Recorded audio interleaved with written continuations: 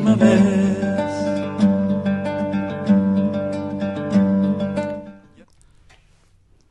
Amigos, muy buenas tardes.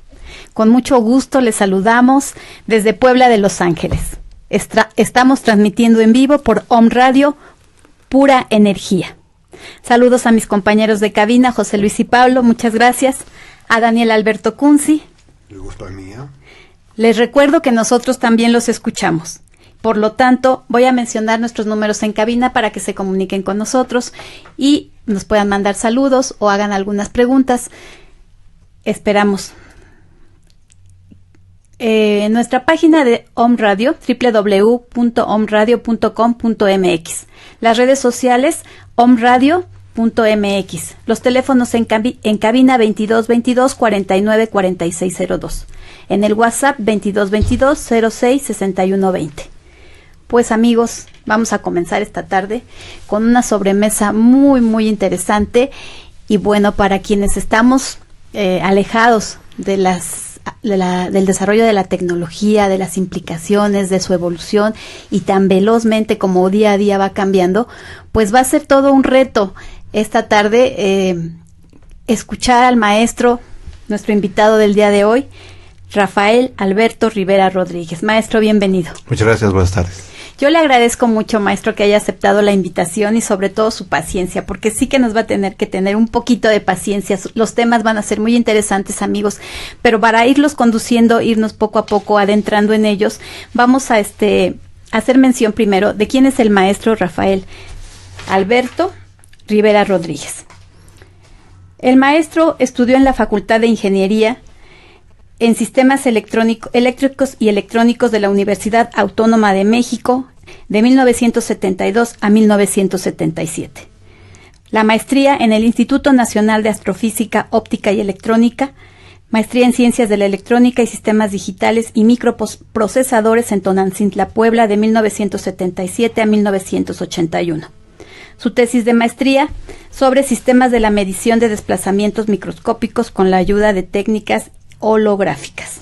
Diplomados en Desarrollo de Habilidades Directivas por la Facultad de Psicología de la Benemérita Universidad Autónoma de Puebla en noviembre de 2007 a mayo de 2008.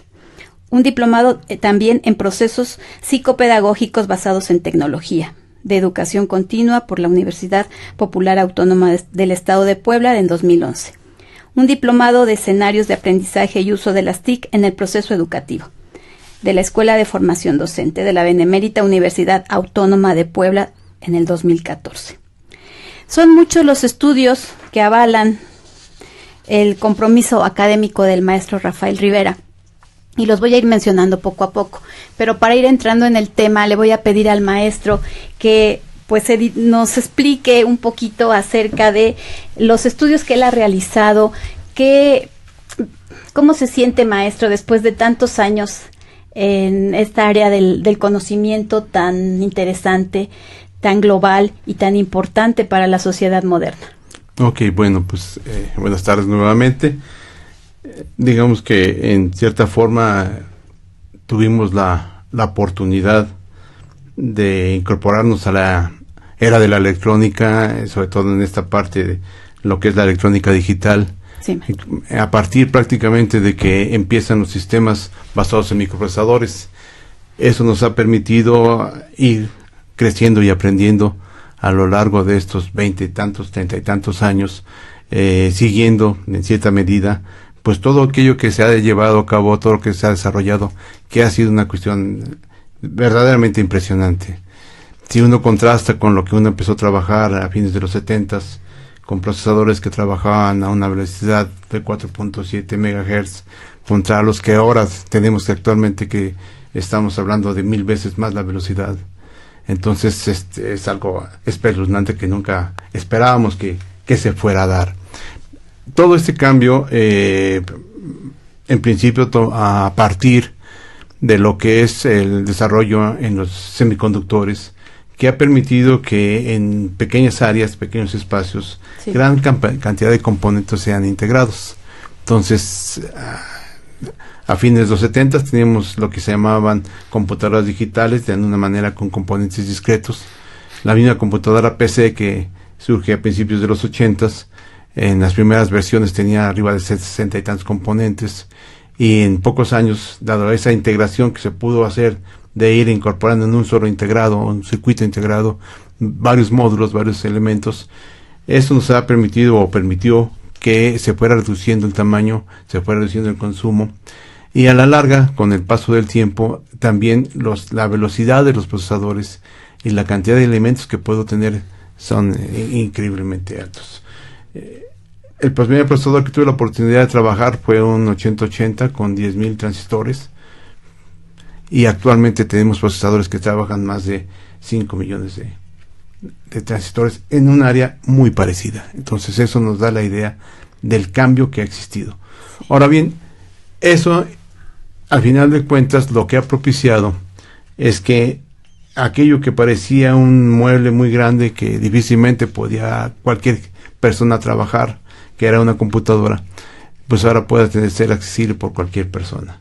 Uno de los puntos a desarrollarse fue precisamente el crear una interfaz o interfaces que permitieran al usuario de manera más fácil poder acceder, y en vez de aplicar o introducir comandos muy rebuscados en texto, ahora puedo utilizar un dispositivo, puedo inclusive utilizar un dedo y con pantallas táctiles decirle a la computadora que haga cualquier tipo de actividad. Sí, entonces eso pues ha permitido o ha facilitado que la cantidad de personas que pueden acceder a un sistema pues mucho mayor. Obviamente esto también se ha traducido en los costos, sí, porque eso ha bajado considerablemente el costo de los componentes, de los productos, y a tal punto hemos llegado que anteriormente en los primeros sistemas básicamente hablábamos de procesadores que solamente contaban con un procesador como tal, una parte, lo que se llamaba el CPU, que no es precisamente el mueble de la computadora, sino que es la parte de procesamiento central de la máquina, del procesador. Y ahora podemos contar con equipos, por ejemplo, un celular que puede tener hasta 16 núcleos.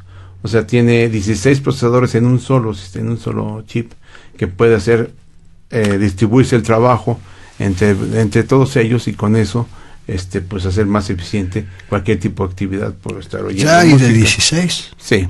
Tenía conocimiento de octa-core. No, de hecho hay proyectos para Intel de arriba de ya hay unos de Intel que no están dentro de los celulares, pero que es de parte que están arriba de los 50 núcleos, y la idea es llegar a varios cientos de núcleos, ¿sí? Entonces eso obviamente, a la hora de estar más unidos, más estrechamente pegados dentro de un solo circuito, también hace que la transferencia de información sea más rápida, y por lo tanto puedo procesar de una manera más veloz. Qué interesante, maestro. Seguro que todos nuestros amigos que estudien electrónica o estén fascinados con todos estos sistemas, pues van a disfrutar mucho la charla, especialmente va a ser para ellos. Y bueno, qué oportunidad tan interesante. Maestro, usted como investigador, como docente, hace 40 años tenía, al inicio de su carrera, tenía noción de todo este cambio de estos últimos 40 años de avance tan grande en las tecnologías y en la electrónica. No, la verdad no. De hecho, cuando yo, digamos, la electrónica se distinguía en dos ramas, lo que se llama la electrónica analógica, sí, y la electrónica digital. La analógica es la que primordialmente, o más bien la que predominaba en ese entonces. La digital estaba en comienzos, ya había computadoras de los 50, pero realmente, como eran tan costosas, y tener un equipo de eso era prácticamente imposible para cualquier persona. Entonces realmente no había tanta difusión ni tanto uso de eso.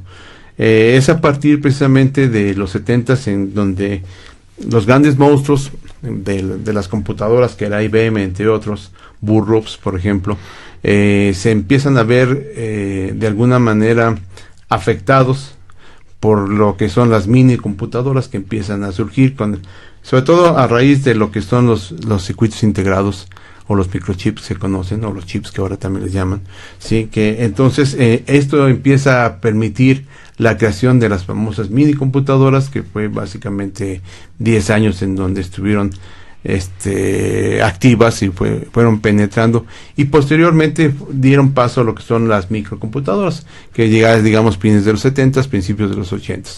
Pero en ese entonces todavía no se tenía una idea clara de hasta qué punto se iba a llegar, ¿sí? Y parte de eso es por lo cual me siento pues muy satisfecho por haber vivido esa transformación.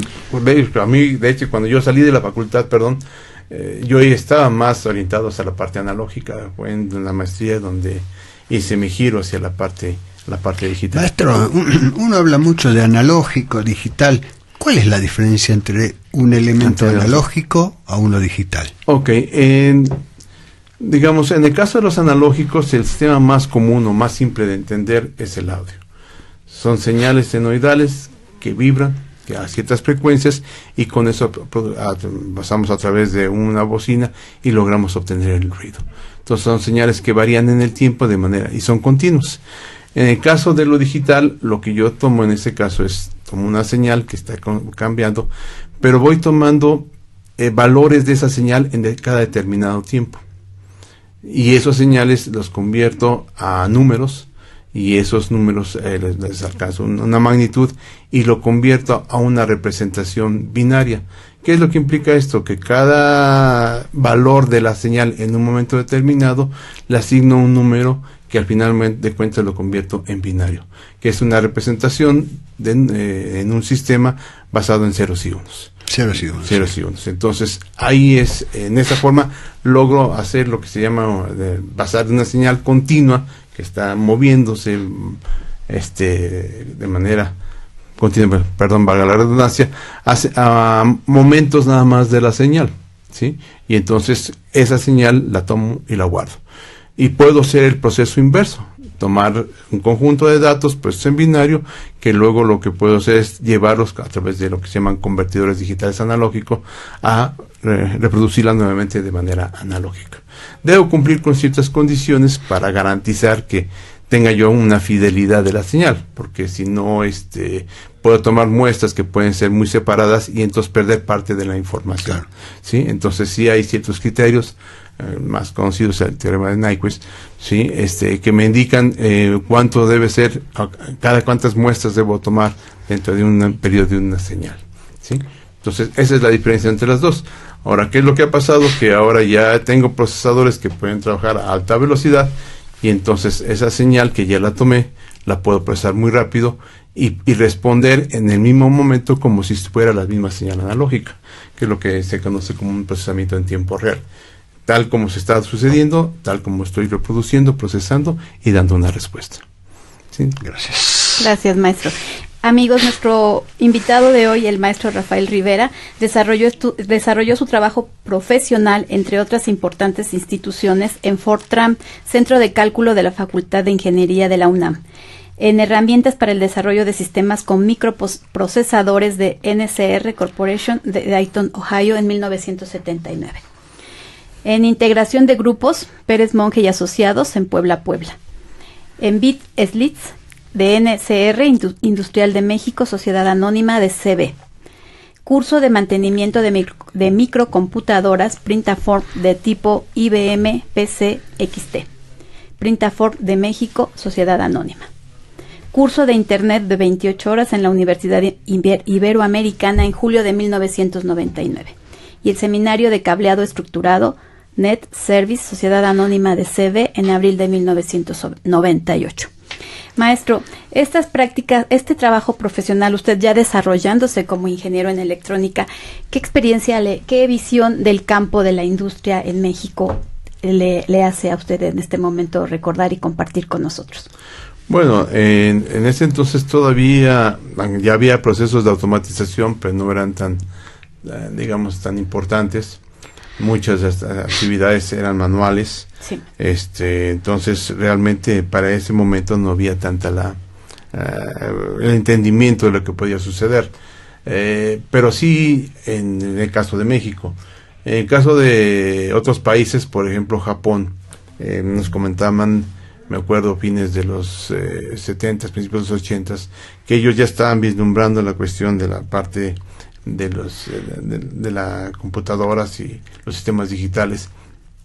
Y en una Honda, si mal no me espero no equivocarme, la empresa, por ejemplo, empezó a considerar el hecho de robotizar sus plantas. Entonces, pero ya tenía una planta de profesores, de trabajadores o de ingenieros, sí, pues que estaban trabajando con la vieja tecnología. Y entonces lo que le dijo, ¿saben qué, señores? Ustedes se van a ir, pero no los voy a despedir. Lo que voy a hacer es que los voy a mandar a estudiar electrónica, muy bien, ¿sí? Para que ustedes dentro de 5 años diseñen las nuevas plantas automatizadas. sí. ¿Sí? Entonces fue una visión muy muy buena, muy impresionante que tuvo muy humana, muy humana además, ¿no? Sí, y de futuro. Sí, y entonces esa fue la tendencia que hizo, ¿sí? Ahora bien, todo esto se ha venido creciendo y lo que viene todavía es mucho más impactante.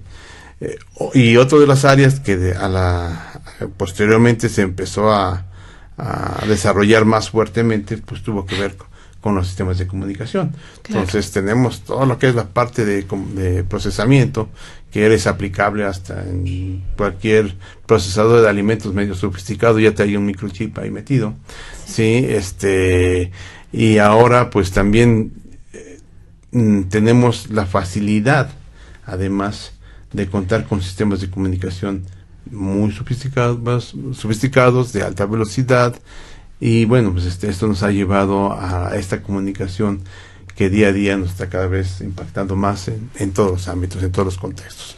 Entonces, un punto es la parte tecnológica, la parte digital, de procesadores, su incorporación o el desplazamiento que han hecho de cierta medida de los sistemas analógicos, pues que ahora en cualquier área, en cualquier disciplina, vemos aplicaciones del área computacional. Sí. Y aparte, pues tenemos ahora la forma de comunicar esta información y de transmitir. Maestro, antes de iniciar nuestro programa estábamos comentando y nos señalaba de una cuarta revolución industrial tecnológica de las comunicaciones. ¿Cómo es esta revolución, maestro, que ya se señala? Pues ya en cierta medida lo estamos viviendo. Hay cambios, precisamente toda esta tecnología nos está llevando a esto, y uno de los áreas más importantes, o de los, digamos, paradigmas más importantes que se están dando, es lo que se conoce como el Internet de las cosas. Cada vez nos estamos preocupando por hacer más inteligentes a las cosas y tal vez menos inteligentes a los individuos. Que vamos a llegar a ese punto, maestro, entonces, claro. Pues ahora resulta que ya puedo tener un refrigerador que tenga recipientes, que tenga circuitos o chips incluidos, que van a decir si tienen suficiente leche, si tengo suficiente agua, si la cantidad de ciertos componentes en los alimentos son suficientes. Este elemento puede transmitir información a un servidor, dentro de la red de internet, y si en un momento dado va a poder pedir al supermercado que me surtan el artículo que no tengo. Entonces directo del refrigerador al supermercado. Directo al supermercado, eso ya empieza a ver. Sí, algunos lo que ya están haciendo es ponerlos en pantalla y decirme esto es lo que te está faltando, pero ya empieza a haber casos de esa naturaleza. Esto se va a dar en todo el ámbito. O sea, se busca que en cualquier componente o elemento de algún sistema, de alguna manera tenga insertado algún sensor con ciertas capacidades de comunicación para poder transmitir su estado. Si yo tengo máquinas que están trabajando con ciertas características, se le van a poner sensores y me van a decir, ¿sabes qué? Se está sobrecalentando, ¿sabes qué? La cantidad de corriente que estás dando está excediendo, el voltaje que está alimentando no es el correcto, la fuerza con que está ejerciendo tampoco es la correcta. Y entonces, en cualquier cosa se pretende o se busca que se alcance tener sensores en todo lo habido y por haber, ¿sí? Y entonces, eso es lo que le llaman el Internet de las cosas. Entonces, entonces va a ser algo, y ya estamos hablando.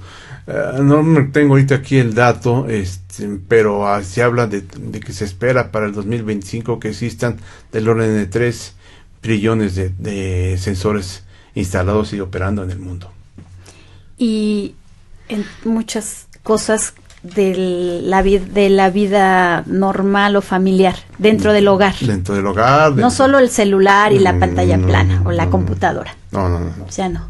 En cualquier cosa puede haber. Por ejemplo, uno de los casos que veía sobre sensores en ese sentido, aunque no es una prueba contundente el hecho de que la conductividad del suelo puedas darme con certeza los niveles de salinidad de los terrenos para los cultivos, pero uno de los trabajos que se han hecho es, por ejemplo, yo tengo un arado, sí, tengo mis discos, y entonces en el disco de un extremo pongo un elemento transmisor de corriente y en el otro extremo pongo un receptor o alguien que va y genera una cantidad de corriente ínfima. El arado va recorriendo el campo, pero va tomando muestras del otro lado desde cuánta es la cantidad de corriente que circula a través del piso, y entonces determinar la conductividad o la humedad o las sales que existen en el terreno, y con eso puedo en un momento dado buscar qué necesito agregarle para mejorar las cosechas, ¿no? También en la tecnología del campo. En cualquier cosa va a haber. El área médica, ¿verdad, maestro? Entonces es algo muy importante. Importante. Y por ejemplo, otro de los paradigmas que están ahí ya se viven son las impresoras 3D. ¿Sí? Entonces, donde ya vamos a tener trabajos en algún lado ya están generándose prótesis. Sí, para que van ya para sustituirse en seres humanos a partir de impresiones 3D. Apenas vi un video, no recuerdo ahorita la persona, así que después los datos después. Gracias. Que se encarga de trabajar reproducción en 3D pero con organismos vivos. ¿Sí? Entonces ha hecho cosas muy muy interesantes y está buscando la manera de cómo integrar elementos, por ejemplo, dos parásitos o el E. coli y algún otro por ahí que en la vida real o en los ámbitos en que se mete nunca se han encontrado, pero dado la forma en que ellos trabajan, operan o funcionan, por decirlo de una manera, a la hora de combinarlos generan ciertas condiciones.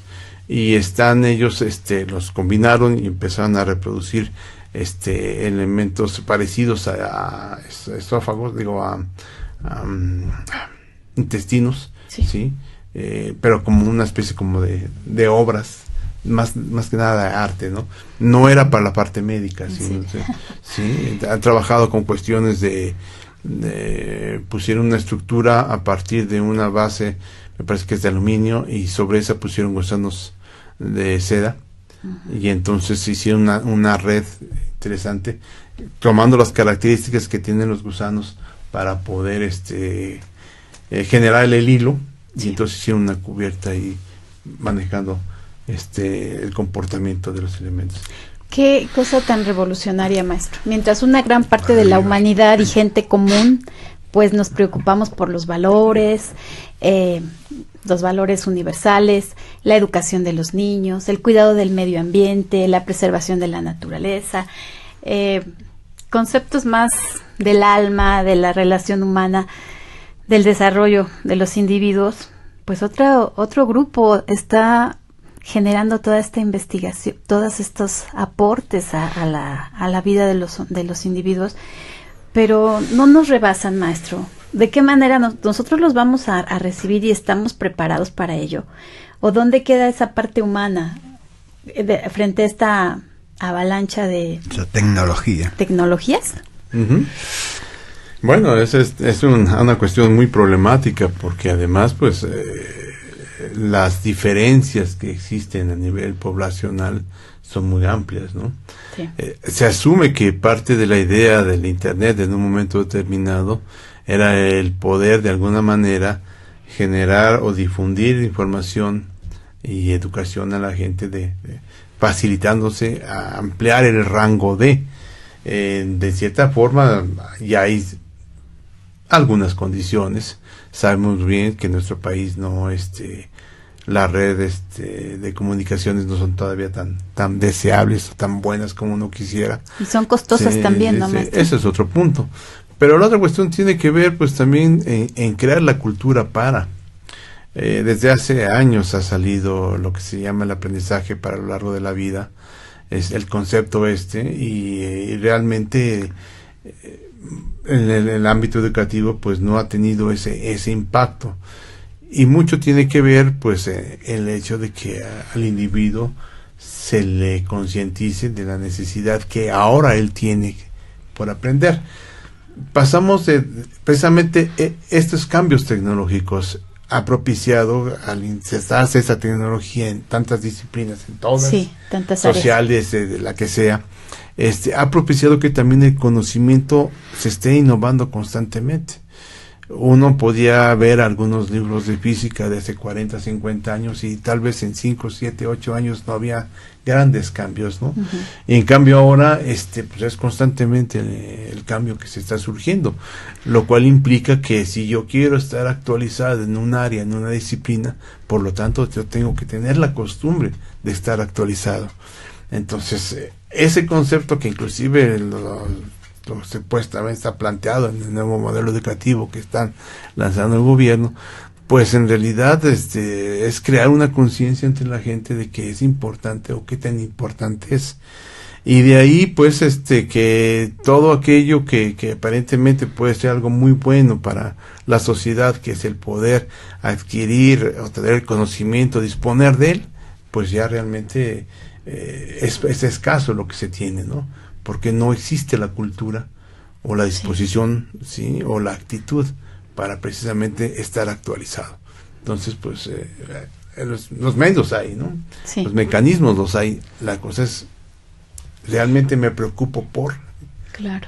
Maestro, ¿cuáles son los países que están a la punta o siempre han estado a la punta en todos estos avances de las tecnologías y sus aplicaciones? Bueno, primordialmente, pues uno de ellos es Estados Unidos.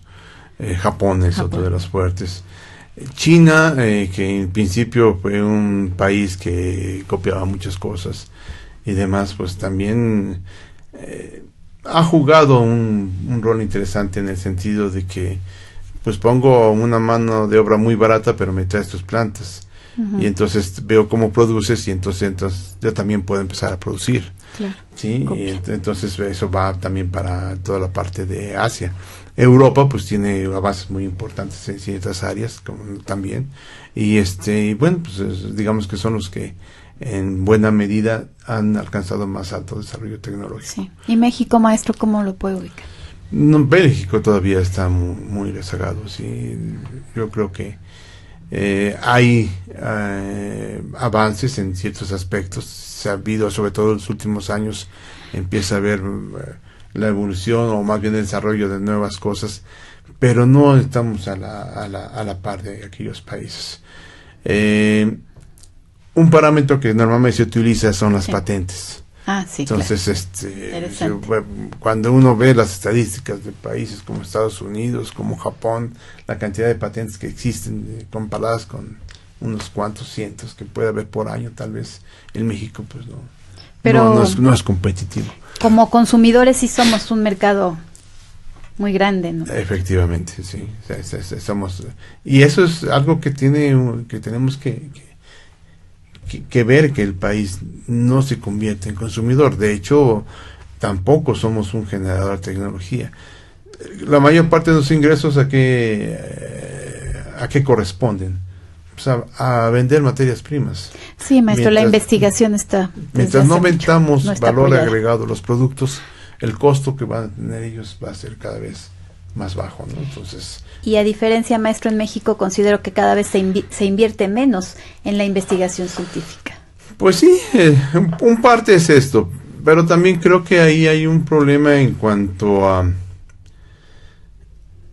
qué ha sido la mayor parte del desarrollo científico que se ha dado, ¿sí? Hay áreas donde tenemos gente que nos representa a nivel mundial en diferentes ámbitos y todo eso, pero muchos son en estudios o en temáticas que tecnológicamente no se han visto reflejadas. Claro. Entonces puedo trabajar de algunos conceptos y formular modelos y demás cosas por el estilo, pero eso nunca lo he visto, o muy rara vez lo he visto traducido a la aplicación tecnológica. Claro. Entonces, ahí creo que inclusive, por lo último que he estado viendo y observando, parece ser que ese es un giro que le quiere dar CONACYT, en el sentido de ver o impulsar más aquellas investigaciones que tiendan más a generar tecnología. Claro, obviamente la parte científica, la base científica es importante, pero ya necesitamos ser más proactivos en ese sentido. Sí, claro. Maestro, vamos a ir a un corte, pero amigos, no se vayan porque regresamos a hablar acerca de cómo nosotros consumimos estas tecnologías, de qué manera están impactando a la sociedad, que es otro punto muy, muy interesante con el que continuaremos la charla. Gracias, Pablo. Pues estamos con ustedes, amigos, nuevamente, y de verdad que nos va a faltar tiempo, pero estamos disfrutando mucho esta charla, conscientes de que en estas cuestiones de la electrónica y las grandes tecnologías, y el maestro, que es un experto, pues se tiene que adecuar a nuestro lenguaje para poder alcanzar el punto de la divulgación científica, de que nos sea a todos súper ameno, y yo le agradezco esa paciencia, maestro, y es el que esté con nosotros. Y bueno, vamos a ir ahora. Ya tengo aquí el currículum del maestro, su desempeño profesional, las empresas en que ha estado, pero es mucho, maestro. Vamos a continuar, y si me lo permite y con todo respeto, porque hay un punto al que queremos llegar, maestro. El impacto de todas estas tecnologías en nuestra sociedad, en los jóvenes, en las personas más adultas, a cambio de qué estamos nosotros aceptando todo esto y qué estamos perdiendo o cuánto vamos a ganar con ello, maestro. ¿O quiénes ganan? Bueno, aquí es tomar en cuenta que es necesario, en primer lugar, son las generaciones, ¿no? Y hay una clasificación que se ha dado por las llamadas generaciones en función de los años en que han nacido. Estamos hablando de los boomers, que son los que ya tenemos algunos kilómetros encima, luego la X, la Y, y ahorita los milenios, que son los que supone que es la pauta, que es la que ya nacieron totalmente en el ámbito de la tecnología, los famosos nativos digitales. Sí, nativos digitales, entonces son los más jovencitos. Por ejemplo, yo tengo unas sobrinas de 10, 11 y 12 años, ellos son nativos digitales. Ellos ya... Sí, porque son además los que nos explican, a mí me explican a veces. Sí, además manejan la tecnología como una cosa... Sí, digamos, ya gente a partir de fines de los 90 ya se considera milenios. Entonces ya prácticamente ellos ya están inmersos en el ámbito tecnológico. Para darnos una idea, aproximadamente según las estadísticas que obtuve recientes, en el mundo habremos 7.476 billones de habitantes, millones de habitantes, 1.000 millones de habitantes, de los cuales, en lo que corresponde a Internet, prácticamente el 50% de la población ya tiene acceso a Internet. En lo que corresponde a la parte de redes sociales, que es uno de los puntos que tal vez valga la pena acaba de hablar, ya estamos hablando de una penetración en un 37% de la población mundial, o sea, 2.789 miles de millones de habitantes. Y los que están usando ya algún dispositivo móvil está alcanzando el 66% de la población mundial. Estamos hablando de 4.917 millones de habitantes. Entonces, pues eso ya nos da una idea de qué tanto está creciendo esto, ¿no? Ahora bien, en el crecimiento aproximadamente de los usuarios de Internet en los últimos años ha estado creciendo entre el orden de 10% en cuanto a usuarios de Internet, y en las redes sociales, como medios de comunicación, anualmente está creciendo del orden del 21%. Entonces es una cantidad impresionante. En lo que corresponde a la penetración por país, México, pues en buena medida estamos entre los primeros 15, 20 lugares a nivel mundial. Lo que corresponde a los Emiratos Árabes, tienen una uso o penetración de lo que corresponde a Internet del 99%. Imagínense. Perdón, ¿Argentina figura ahí? No figura. La pena, pero... Dani, no lo pediste, no lo tuviste. México anda en el 59% ya en función de penetración de Internet. 59%, maestro, y va para arriba, ¿verdad? Va para arriba. El crecimiento en el caso de los usuarios de Internet anualmente anda del orden del 27%. Eso nos da... Y el tiempo que pasa los usuarios en el uso de Internet en lo que corresponde a México, estamos hablando de, a través de equipos fijos o laptops, 4.47 horas al día, y en lo que corresponde a móviles, estamos hablando de 3.35 horas al día. ¿Sí? En caso de el uso de los medios sociales a través de internet, ¿sí? Estamos hablando, como mencioné hace rato, de cerca del 37% en este sentido. Y la penetración por país, en el caso de México, estamos hablando de un 59% ya de los usuarios de internet que tienen ya en lo que corresponde a redes sociales. Sí. ¿Sí? Entonces, nuestro crecimiento está del orden anual, va siendo del orden del 27%, que va por arriba del global a nivel mundial, que es del 21%, perdón. Sí. Entonces, eso nos da una idea de cuánto. En cuanto a crecimiento, estamos ocupando el sexto lugar a nivel mundial en crecimiento de redes sociales. Y el tiempo que están los usuarios, más bien sí, el total de usuarios que utilizan una de las aplicaciones más amplias en las redes sociales es Facebook. Estamos hablando del 62% en México. Entonces, eso es, digamos, y el tiempo que normalmente se tarda o ocupa las personas en México aproximadamente en redes sociales de 3.32%. Entonces, pues eso nos da un indicativo de qué tan fuerte ya es el impacto que ha tenido en nuestra sociedad el uso de estos recursos. Ahora bien, como en todo, ¿sí? ¿Qué es lo que usamos o por qué requerimos de esta comunicación? Pues el hecho de tener ya la posibilidad de tener un dispositivo a la mano y tener la comunicación de alguna manera rápida y accesible, bajando costos últimamente en los años, pues esto ha permitido que la mayor cantidad de gente haga uso de ellas. Y uno de los impactos más fuertes tal vez en ese sentido pues es las redes sociales, ¿no? Entonces estamos hablando y que sigue siendo el número uno Facebook, sí, con una cantidad impresionante de usuarios, no hay nadie que le llegue. Muy distante a Twitter, por ejemplo. Sí, ¿no? Sí, exactamente. Y en general a la mayoría, o sea, digamos al que le sigue mínimo lo lleva por arriba del doble. Entonces es muy impactante lo que se ha obtenido. Ahora bien, esto me implica o hablo de ciertos contextos en el cual también me está llevando a lo que vivimos actualmente. Si uno recuerda, tal vez ya por lo veterano que es uno, pero pues uno podía llegar a casa en la noche y le decían, ¿sabes qué? Te hablaron como a las 3 de la tarde, a las 4 de la tarde, y pues no había ningún problema, te dejaban tal recado, ¿sí? Y entonces no pasaba ninguna cosa excepcional, ¿no? Actualmente las nuevas generaciones y dado estos entornos tecnológicos que vivimos, la inmediata comunicación, que en principio algo que ha hecho es romper distancias, pues hace que juguemos o entremos en un entorno, un ámbito, un contexto que se llama la inmediatez.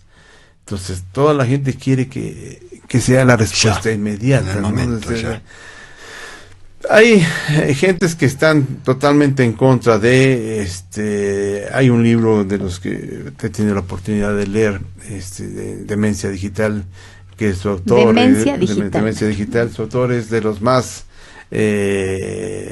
críticos respecto al uso de las tecnologías, y en varios ámbitos trata de indicar que no existe, o más bien que al ser inhumano de alguna manera, en vez de ayudarlo, lo está perjudicando.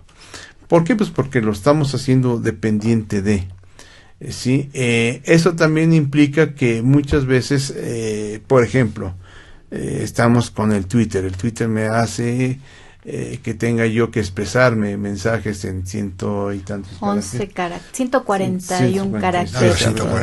Algo así por el estilo, caracteres, sí, y entonces ahora lo que agarro es que pongo abreviaciones para poder expresar algo.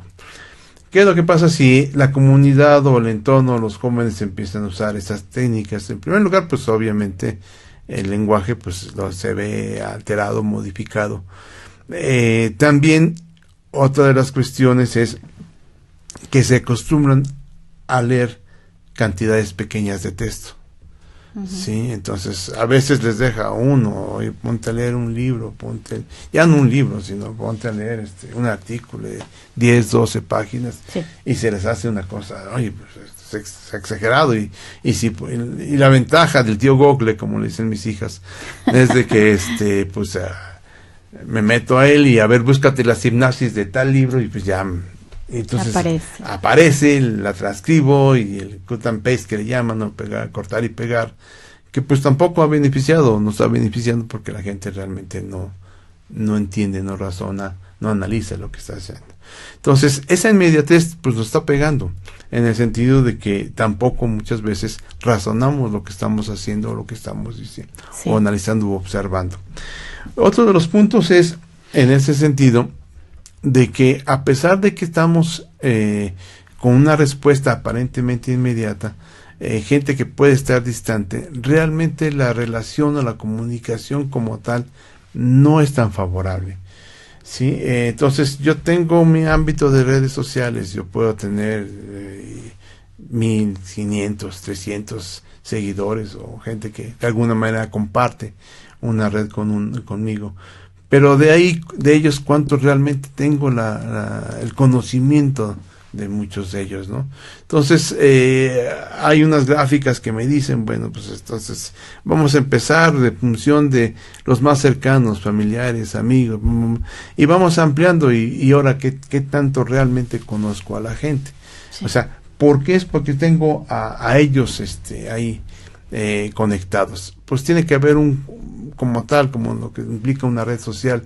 Este grupo o este conglomerado de personas tienen puntos en común, pero hay puntos que puede ser la familia, entonces digamos hay un acercamiento, pero ya cuando son compañeros de trabajo, yo acabo de llegar a una empresa, no conozco a la gente, pero hay una red en el grupo, entonces me he añadido, pero no conozco, ni sé, ni cuáles son sus pensamientos, su filosofía, sus gustos y predilecciones, ¿no? Y luego a veces lleva uno cada chasco con la gente que dice, caray, como que... Es ¿no? Muy complicado, maestro, eso de los grupos, porque a mí se me hace un poco como una torre de Babel, de cierta manera, porque a veces se arman grupos hasta más de 100 personas. Y nadie sabe, maestro, porque tampoco ponen mucha atención en quién está escribiendo tal cosa. Uh-huh. Y entonces a veces hay información relevante que se pasa por alto, porque ya vienen adelante otros tantos mensajes. Y bueno, ¿de qué manera y en qué momento, maestro, ponerse al corriente con tantos mensajes, tomar el hilo de la conversación, informarse, opinar, y realmente a cuántos o a quién le va a importar mi opinión, si igual van a saltarla? Se pierde también mucho en ese tipo de mensajes, maestro, la cuestión humana, ¿no? Porque en el WhatsApp, por ejemplo, nadie puede saber el tono de mi voz, si estoy sancionando, si quiero ser dulce, si quiero ser amable, si estoy muy cordialmente invitando. Entonces, ¿cómo, maestro? O sea, bueno, ahora ya hasta se puede grabar la voz, ¿no? Pero, bueno, sigue teniendo sus reservas. Sus bemoles. Sí, sí, es difícil, y uno de los puntos precisamente es, también viene la contraparte. La persona que entra a un grupo, una red, o quiere promocionarse en una red, ¿qué tanto de su identidad realmente manifiesta? Sí. ¿No? Porque eso también nos lleva a los puntos de riesgo, ¿no? De que en un momento dado puedo decir que soy un Charales Atlas, dijeron hace algunos años, sí, un atleta, ¿no? Y al final de cuentas pues ya tengo 60 kilos de más en el cuerpo, y pues no disto mucho de esto, ha propiciado muchos problemas, inclusive de abuso en cuanto a extorsiones y cosas por el estilo. Entonces, algo que por más que uno trata de expresarle a la gente más joven, es que no hay nada que hasta ahorita todavía que sustituya la relación personal, ¿sí? En un ámbito, en un entorno de comunicación entre dos o más individuos, normalmente el lenguaje más fuerte que uno tiene en esta comunicación personal es el lenguaje producido por el cuerpo humano, el lenguaje corporal. Sí. Yo puedo estar diciendo que sí, pero a lo mejor me muevo la cabeza exactamente en manera horizontal, ¿no? O sea, o pues sí me gusta mucho, pero estoy poniendo una cara de que pues es una porquería esto, ¿no? Entonces, el lenguaje corporal nos dice mucho respecto a nuestra interacción que tenemos con la gente. Como usted menciona, en el hecho de que pues me manda un mensaje y a lo mejor quiere saber o sabe lo que me gusta que me digan, ¿sí? Me convencen, me complacen, pero en realidad no es exactamente lo que esa persona piensa o está en concordancia con lo que yo digo. Y ese es uno de los puntos. Entonces, otra de las cuestiones es de que ¿qué tipo de información pongo? Porque algo que es cierto y que uno debe tener muy claro en el momento que uno publica algo en internet es que eso ya quedó grabado en piedra. Puedo cerrar, puedo cancelar, pero eso en algún lugar queda guardado. Sí. No se termina de borrar eso nunca se borra. Nunca se borra. Y precisamente algunas empresas ya en Estados Unidos y en algunas de Europa, cuando alguien va a solicitar un empleo, le dicen, a ver, ¿cómo te llamas? A ver, pásame. Checan las redes. Préstame tu... ¿Sí? Y entonces, no, pues es que tú te dedicabas a ciertos tipos de actividades, de tipos de reuniones, entonces pues no es alguien que para mí pueda ser útil en ese tipo de comportamientos. Ya ¿no? está ahí en las redes, maestro, una biografía, ¿no? Una biografía de vida de un joven. Sí. Ahora, ahí puede caber, lo malo es que en un momento determinado, como sucede en cualquier grupo o núcleo de individuos, yo quiero pertenecer a este grupo. Sí. Entonces, pues hay ciertos aspectos comunes que me interesan o que les interesa al grupo. Pero a veces necesito cumplir con ciertos requisitos, ¿sí? Y entonces empiezo a hacer cosas que no van conmigo, pero que son requisitos para entrar al grupo, ¿no? Uh-huh. No sé si, por ejemplo, tal vez en otro ámbito, pero, por ejemplo, un grupo de muchachos que ya se detectó que ya tienen 2 o 3 años que lo hacen, en la Ciudad de México, que últimamente fueron noticia porque se dedicaban a llegar a establecimientos y a golpear a jóvenes, que era como un proceso de iniciación para poder pertenecer a ese grupo de ellos, ¿no? Entonces muchas veces en internet pues yo puedo poner cosas que en realidad no hago ni digo y demás, pero quiero que la gente me reconozca y me acepte como tal, ¿sí? Aunque en realidad tal vez eso ni lo haga yo o tal vez dependiendo de cada quien, ¿no?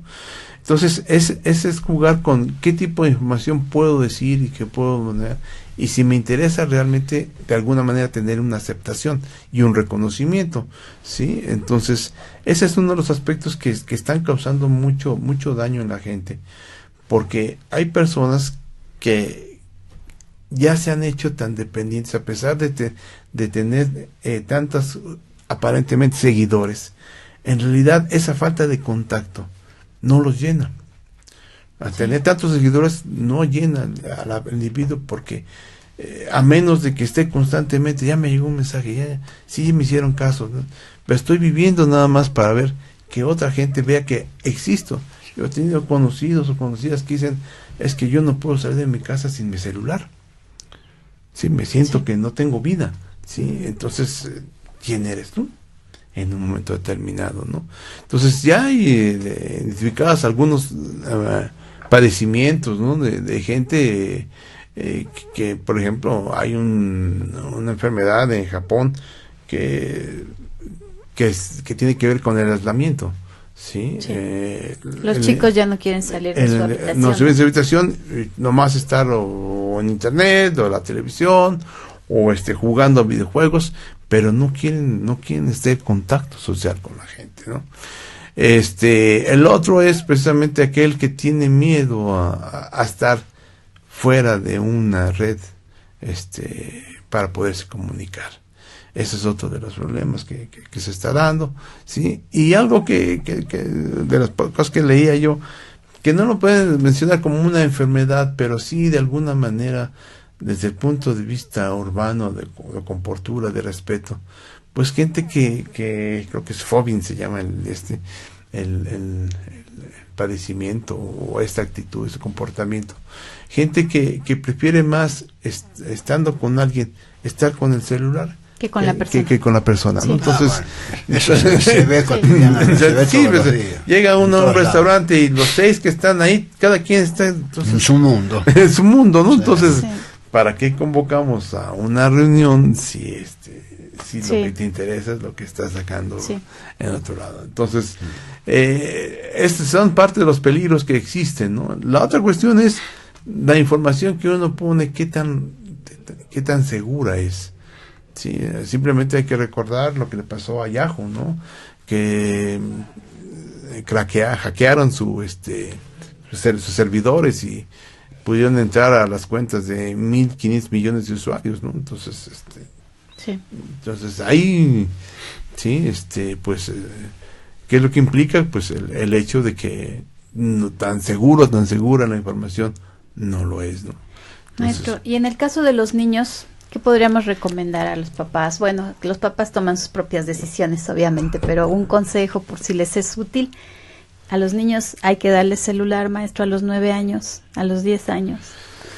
Pues hay muchas discusiones al respecto y también tiene que ver el tipo de herramientas que les dé uno, ¿no? Sí, en general, sobre todo hay un grupo muy fuerte que no está tan de acuerdo en esto. Hay aspectos que tienen que ver, además del hecho del dispositivo, el tipo de actividad que puedo hacer. Entonces, mientras más tenga yo al niño ocupado o entretenido sin que haga nada, entonces, desde ese punto de vista, pues tampoco le estoy ayudando mucho a desarrollarse en diferentes aspectos.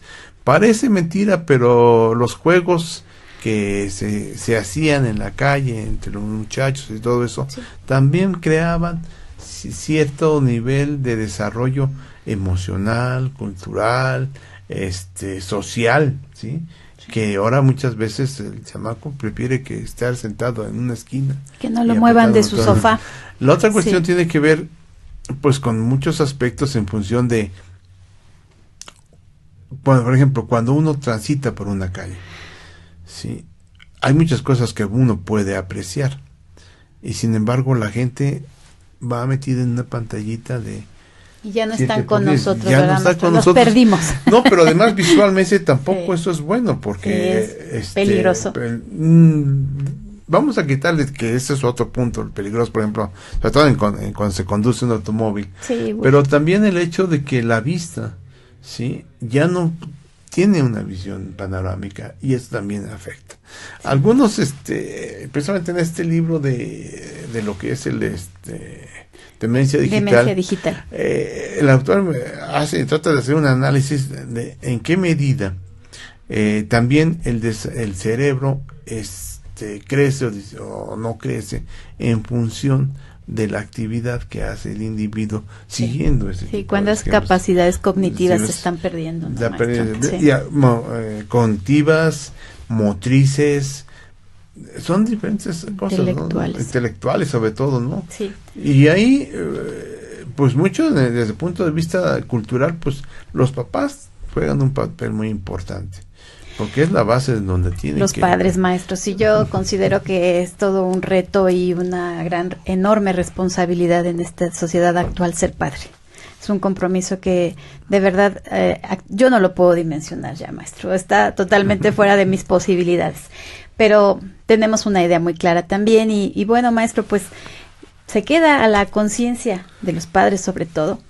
La forma en que quieren educar a sus hijos y qué tan sensibles, qué tan solidarios, humanos y amorosos quieren y desean esos hijos, ¿no, maestro? Pues sí, y sobre todo que no quieran sustituir el trato, el cariño. El cariño, la compañía de los padres, la atención, el tiempo de calidad. Por tecnología, ¿no? Así eso es algo vital. Pero ya hasta los bebés en la carriola les ponen la pantallita para que se entretenga y deje hacer las cosas a la mamá.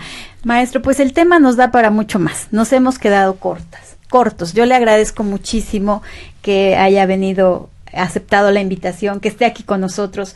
De verdad, amigos, el maestro es una persona estudiosa, un académico, un investigador con una amplia trayectoria y bueno, pues nos tuvimos que saltar un poco todo este amplio currículum y de su trabajo en diferentes instituciones tecnológicas, de investigación en varias universidades de Puebla, de la UNAM, capacitación y actividades de evaluación y acreditación que también el maestro desempeña con otros docentes. Pero el tiempo no nos iba a dar para tanto. Y nos comprometimos también a hablar de las redes sociales y su impacto en la sociedad actual, ¿no, maestro? En la educación de los niños, en el compromiso que tenemos como padres, como abuelos, como tíos, de participar quizás un poco más activamente de esa educación que los niños deben tener ahora, ¿no, maestro? Preocuparnos por ello y por nosotros mismos también, porque somos el ejemplo. Así es, y pues agradecerle pues la invitación. No, maestro, a usted. Nos quedamos cortos, eso sí, que quede bien claro. Muy interesante. Recuerden, amigos, que estamos transmitiendo en vivo, que el programa lo pueden ver más tarde en las redes sociales de Facebook, en Sobremesa con Blanca Bertó. Por la tarde lo tendremos en la plataforma de YouTube y ya es un regalo para el maestro. Que lo conserve. Y bueno, esperamos que no sea la última vez, maestro, que se abra otra vez la posibilidad, porque el tema da para muchísimo más. Ok, pues muchas gracias. Gracias a usted, maestro. ¿Tenemos algunos saludos, Dani? ¿Nos daría tiempo? Bueno, entonces... mucha gente viéndonos, sí, hay algunos saludos. A ver, y no sé si de tiempo que Pablo nos diga de algunos lugares que nos escuchan. Gerardo Bertó, Raúl Bertó, Carolina Rivera, saludos desde Papernet. Mónica Alejandra Cabañas Castillo, felicidades, maestro Rivera. Bueno, y luego seguramente van a llegar otros saludos, maestro, cuando estén viendo el programa nuevamente por la tarde, se sumarán saludos y muy cordialmente los recibirá el maestro. Igual en su página del maestro, pues ustedes si quieren hacerle alguna consulta sobre estas áreas de la electrónica y la computación, pues el maestro Rafael Rivera tiene esa posibilidad también a través de su red social, ¿verdad, maestro? Así es. Si algún estudioso está interesado en ponerse en contacto con usted, maestro. Queda abierto, entonces, pues muchas gracias. Nos acabamos. Sí. Bueno, ya lo tenemos aquí. Gracias, Pablo. No, miren, los chicos nos están mandando la relación de lugares donde nos están escuchando. De la Ciudad de México, de Coyoacán, de Puebla, de Michoacán, de Guadalajara, de Cancún, de Dallas, de Los Ángeles, de Tennessee, Las Vegas, Washington, Montreal, Chile, Bolivia, Brasil, Costa Rica y Bogotá. Casi nada. Saludos a quienes nos están escuchando. Sí, maestro, esto es mágico. Muchísimas gracias, nos vemos la próxima semana. Que partir, debes andar por otros caminos para así descansar tu pena. Hasta la próxima vez.